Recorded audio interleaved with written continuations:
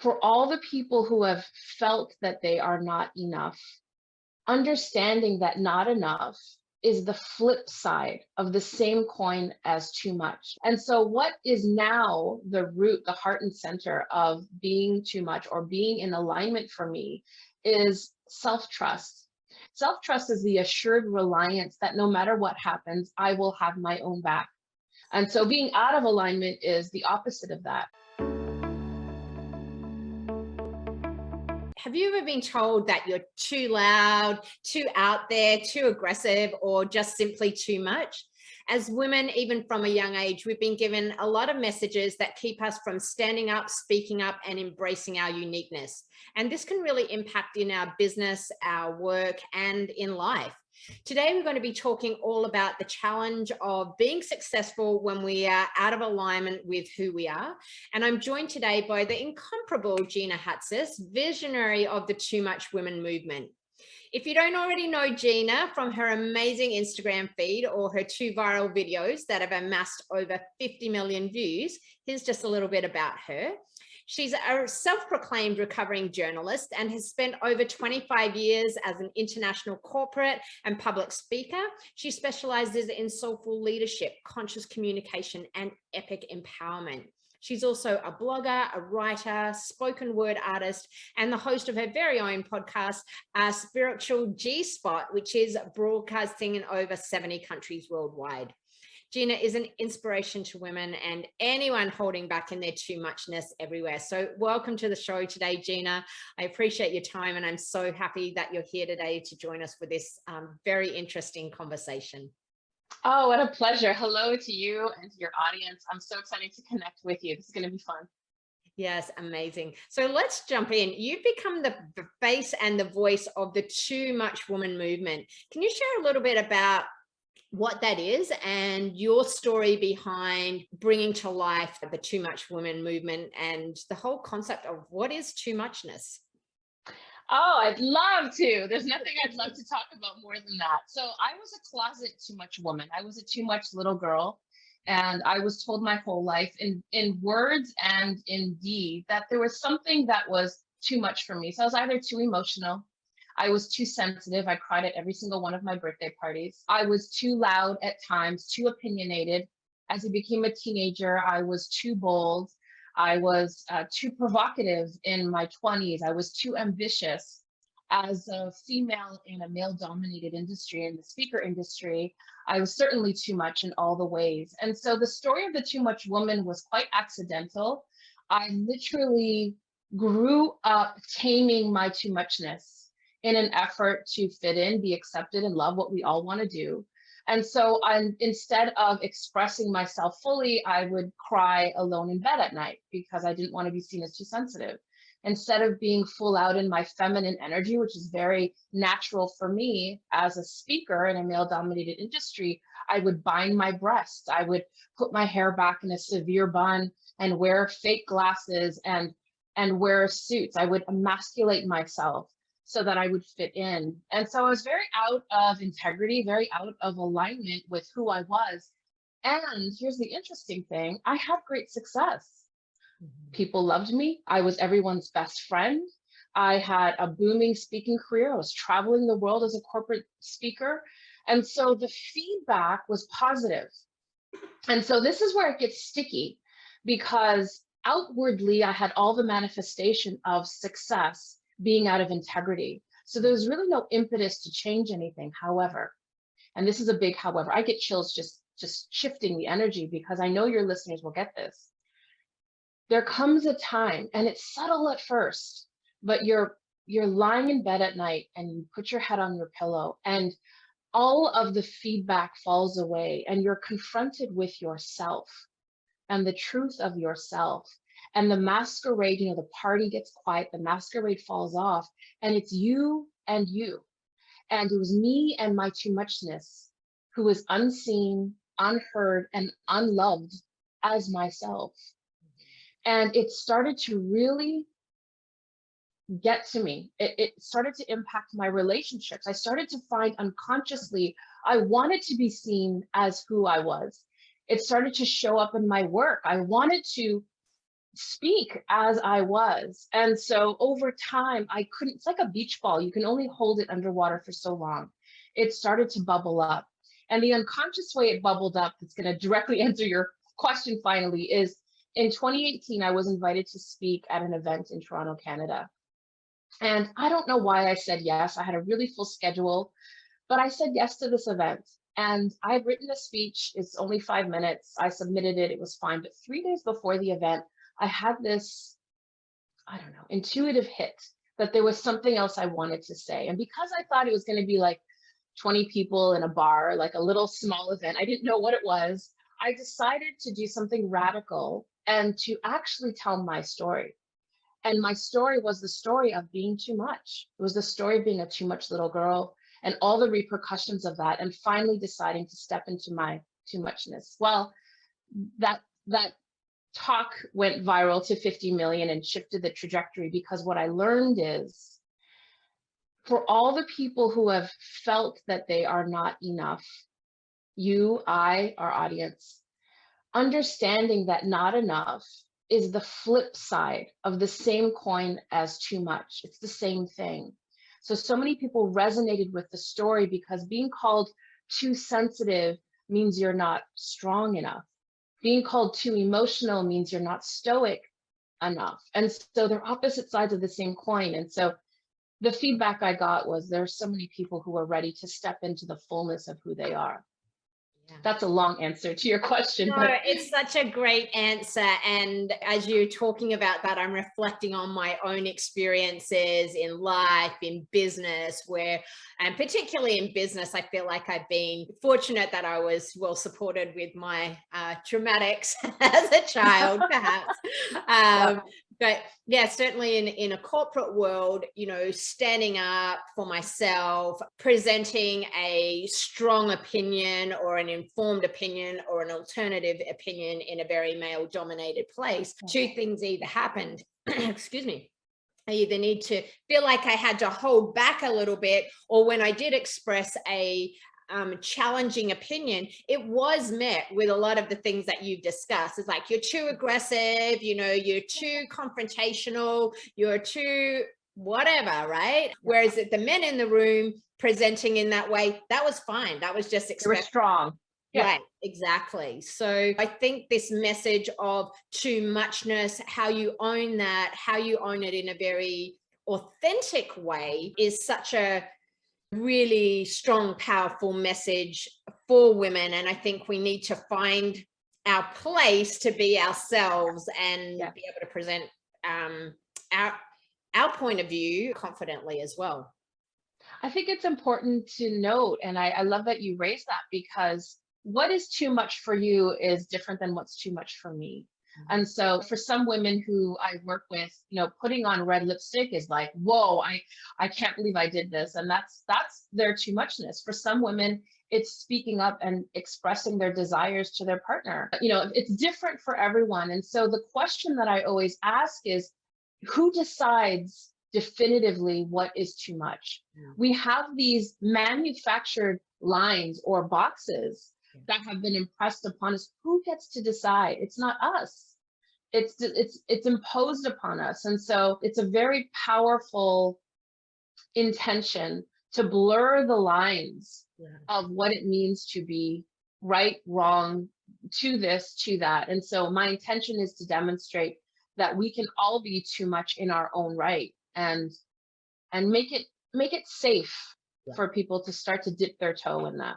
Yeah, and that's the word, right? Safe. So, that brings me to continue our conversation. As we're talking all about alignment today, we're both chatting a little bit about what alignment or being out of alignment looks like. But what does out of alignment look like, and how can that affect us in both our personal and our professional lives?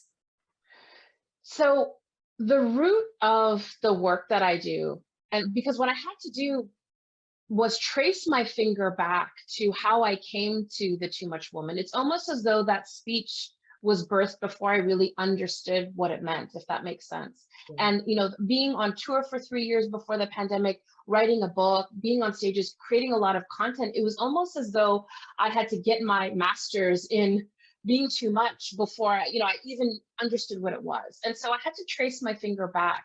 And so what is now the root, the heart and center of being too much or being in alignment for me is self-trust. So alignment for me means flexing and strengthening my self-trust muscle. And self-trust for me doesn't mean, I trust that everything's going to work out for me, or I trust I'm always going to do the right thing. Self-trust is the assured reliance that no matter what happens, I will have my own back. No matter what happens, I will be in alignment with what's true for me. Yes. And so being out of alignment is the opposite of that. And you're talking to a recovering people pleaser. I mean, I was raised to be a martyr. Everyone around me who I loved and admired were givers, were good people. And so all I thought was, I want to be good. That was the highest aspiration that I had. I wanted to be good. I wanted to raise good kids. And so to answer your question, alignment for me is understanding that there's something more important than acceptance and being liked and even being good. And that is truth. Yeah. So fundamentally, being in alignment with me means being honest. And it's trusting myself enough that I'm going to be honest with myself, with other people in my work. That's what alignment truly means for me. Yeah, it's so true. And that honesty, yeah, it's so powerful, isn't it? I mean, just saying the word out loud, it's like, breathing a big sigh of relief when you feel you can let that go. So I think that's and to be very frank with you, honesty is freaking scary. yeah, right. I mean, it sounds poetic and beautiful, but one of the most frightening things I've ever had to do is be honest with myself. And so it's one thing, it's very easy. The language that we use in pop culture is be yourself, be proud, love yourself, speak your truth. It's freaking hard. And nobody really, really talks about the difficulty of standing in alignment. It is the hardest and most satisfying thing.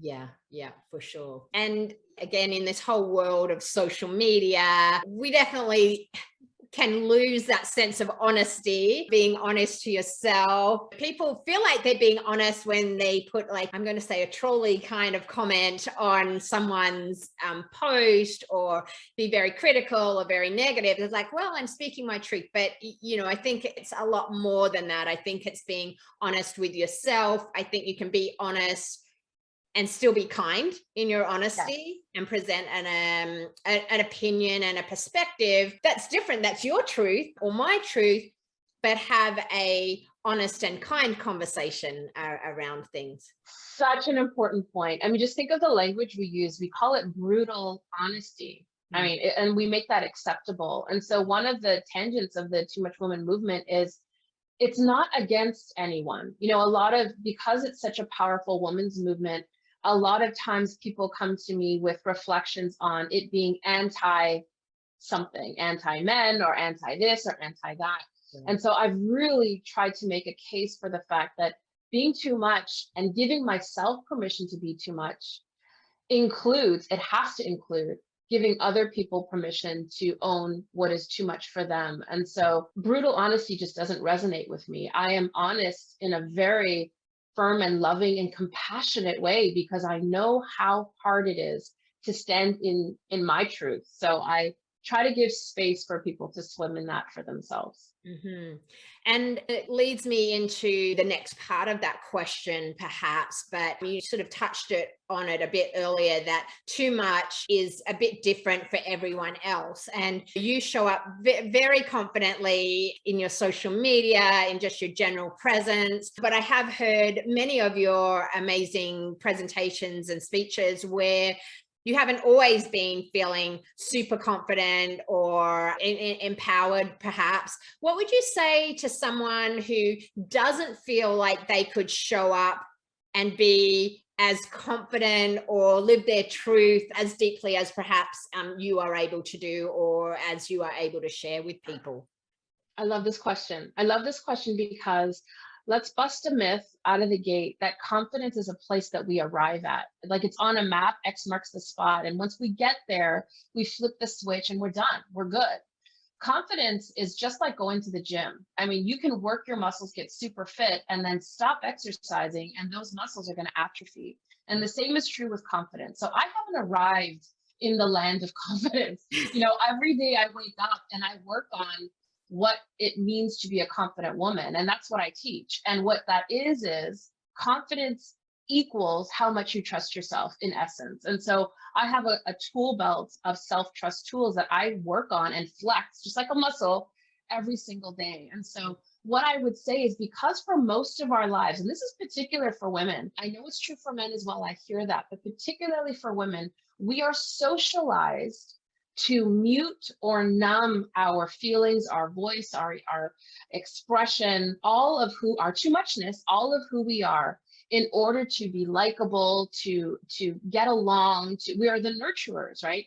And so what happens is, when we've muted that voice for so long, it's really tough to say, okay, I want you to be confident and speak your truth. So the antidote to that fear of the backlash, the criticism, to step into that every single day, I work those tools to strengthen that self-trust muscle. So confidence to me equals self-trust. And every day I'm working on how to trust myself more. And that really lends itself to showing up confidently. That's really my secret weapon. Yeah, well, that's a helpful secret weapon that we can all tap into. And you've sort of touched on this, but you've got a very clear and powerful brand. You said it before that you're not everyone's cup of tea. I love you. I love what you do. So definitely, and we're very different people, right? Yes. The very voluptuous, sexy woman, and I'm the more straight-laced. Which is beautiful. Right? Knowing who you are. I love it. How sucky would it be if we were all the same? Exactly.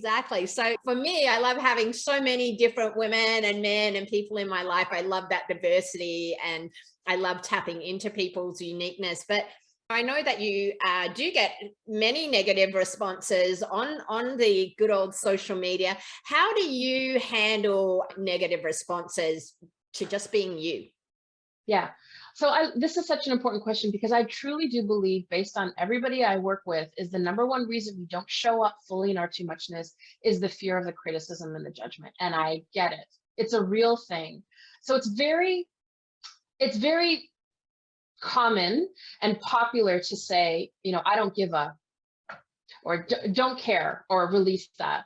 But let's be honest, as social creatures, we care. And the only people I know who don't care are psychopaths, or like maybe babies, but like, we are wired to care. And so what I have done for myself is I started to really shift into being selective about what I care about. So if I'm on social media and there's a random comment from some faceless, nameless person who's being super critical about how I look or my body or whatever it may be, my first question is this my audience? Like, are these people who I'm actually trying to reach and impact? Because if it's not, it's not important feedback for me. Right. But I will say this, and this is not a popular thing to say, criticism and feedback is important. Mm-hmm. If you're putting something out into the world as a business person, it's not enough to say, don't care what other people think. I think feedback's important. I've gotten feedback from some of my best friends that it's like been really important for me to hear. And so my first criteria is this person my target audience? Is this someone I'm trying to reach? And if not, they can take a back seat. And then the next question is, if they are someone whose opinion is important to me, from the perspective of like, is my message landing or is it not? Then I'm going to get curious about what is the feedback telling me about them? Yes.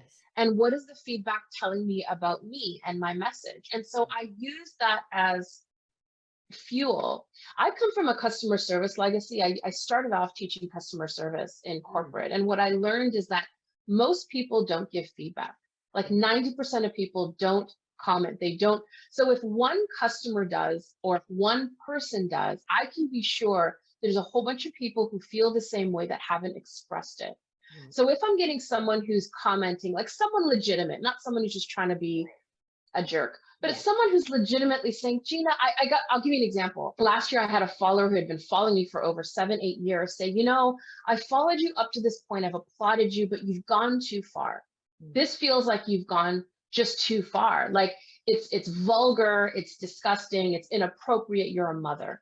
And so my knee-jerk response was to defend, but I really sat with it overnight and I thought, what is it saying about them, right? Like, what is it about this person who hasn't confronted or hasn't reflected on her sensuality? What is it about that? And also, what is it about the way that I'm delivering it that's not landing? Because I know for sure that there are other people who are probably feeling the same way and not saying it. So I actually use that for fuel when it's quality feedback. Yeah, I think that's really helpful. And I think we can all gauge to some extent. It's like just a random person who's not your audience versus, oh, Right. I mean, we think we're all on a journey to be better, expand ourselves, grow and learn, and feedback is really valuable. And I mean, that's a whole conversation for another day. I think as a society, we're not good at giving feedback and we're not good at receiving feedback because we've never been trained, if you will, of how to do that in an appropriate way as well. Absolutely. Absolutely. So Gina, you've given us so much valuable information in terms of people might be seeing this more from like a personal development perspective. I am also really have a lens on this as sort of a personal brand and owning that brand and how that brings you success in your business. So how do you think that, and I'd love to hear from your own experience, how it has impacted your own business, how can living in that alignment, speaking your truth, being your authentic self really make a difference to your business success? So you may have heard the saying, how we do anything is how we do everything. And I don't know if that's true, but what I noticed for myself in my life is that going back to being a people pleaser and wanting everyone to like me, wanting who I am to land and resonate and be acceptable to everyone. I also did that in business. So as a speaker, I was the yes woman for everything. I would literally say, you want me to talk on what? Sure, I'll do it. Whatever you need me to do. And so what I realized is that I was really trying to impress everyone. Now, the flip side of that, the opposite of that is, find your niche, get clear about who your niche is and speak to your niche audience, which is also a very popular thing to say. And there's a lot of value in that, but I did neither of those things. What I did. Of course. Right. And it wasn't, I can't take the credit and say, it's because I knew what I was doing and I have such business savvy. I don't. But my commitment to building my self-trust, my commitment to being in integrity with myself led me to this magical place that really changed everything in my business, which was I only speak on things that light me up, that are for me. I am my audience, that are part of my journey, that are so in alignment with what I'm either experiencing or have experienced, that when I stand so tall, kind of like a lighthouse, I magnetize to me my audience. I don't have to filter through and qualify. I don't chase the niche by curating content or marketing or copy that's going to satisfy the niche. I am my niche. I am my audience. And so I intuitively just decided I needed to write for me. And that's how really my blog, my business started, was I wanted to create something for me. And I wanted to create spaces for me to feel connected, for me. And so in doing that and staying true to that, that has really magnetized to me business opportunities, clients that I never would have. I mean, even now, I don't even believe that I have an exact niche. I'm surprised all the time with the people who I wouldn't consider too much coming to me saying, I want to work with you. I'm like, I would never pick you. So more than anything, it is being in alignment is really about, for me, being so true and trusting that my message is so true for me that it's going to magnetize the people, experiences, and money. Which is just an exchange of energy that I want. Yeah, I mean, I think it's such a strong perspective, and I agree, like something that we don't always speak about in the regular business text, but what I hear from that is you really understand your why, you understand what's important for you. And what you've just said is probably a big relief for a lot of entrepreneurs out there, because you hear it all the time. They're like, well, I've got so many ideas and I want to go here, there, and everywhere. Of course, you can't change chase every idea all at the same time, and there does need to be a bit of focus. But I actually can completely buy into the point of that very strict niche, is I only work with this person who's doing this at this time. It's not always an exact equal equation, you know, as you said, same with me. Like, I mainly work with creative women, and then I get like a man who is doing something maybe creative, maybe not, but they have resonated with my message, which is a simple business and making things simple. The simple business is not for the business owners. It's about, how do I make my life simple and easy and relaxed? So I love that you have articulated that so, you know, so spot on the money as to maybe how you get around that. What is my exact niche? Like, really tapping into that big why and being in alignment.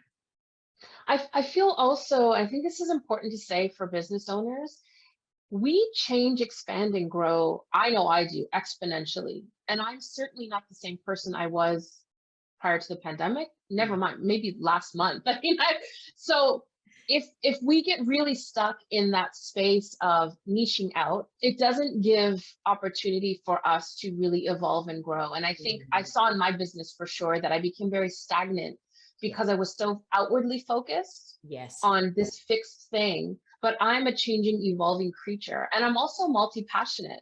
So I am a little bit like squirrel. So I have found ways to get really rooted in what it means to be Gina, so that I can play in all those different areas, still true to me, but play in all these different areas. And I think that's why I attract such a really diverse audience. You would not believe the people I work with. I mean, are the people that want to work with me. It blows my mind sometimes, because I would never have imagined. And it also speaks to my limited view of what I believe is too much. You know, I've had teenage boys who are still in the closet. I've had gay priests. I've had women in their 80s who, I mean, anyways, it's not up to me to decide my niche. I have a sense, but for me, it's more radiating in integrity. Yeah, I love that. I love that. And so relevant for everyone. I love the discussion about sort of the evolving person and the evolving business. I see that all the time with my clients as well. I work with a lot of people in events and photography, and at the beginning of the business, you know, they were the one boots on the ground out there clicking the camera or setting the table or doing the flowers, and at some point they've gained that experience. They can then become a mentor to other people, and other things become more of a priority for them in their life, and their why changes. So their business by default has to change as well. So I love that you've shared that experience as well. So Gina, as we wrap up today, there's someone who's listening who's right on that edge. They feel like they really want to dive in, but they're still a little bit scared to own their too muchness. What's one last piece of advice you would like to share with them? What I'd like to share is truly, and I know that I've beaten this drum, but the focus for me is trusting yourself. And when we give ourselves opportunity, so for example, let me give you an example. When we give ourselves an opportunity to trust ourselves, then what we can do is we can look at the wheel of life, you know, all the different areas of our life, whether it's finances, romantic relationships, relationship with our kids, our business. We can look at the wheel of life, and we can pick one area where we truly do trust ourselves, where we feel most confident. And we can start to get really curious about and list even, and this is a great activity, to list all the ways you demonstrate self-trust, because self-trust equals confidence. And then what we can do is we can look at that same wheel and look at another area where we're least confident and start to apply the same principles. Because here's what I know for sure.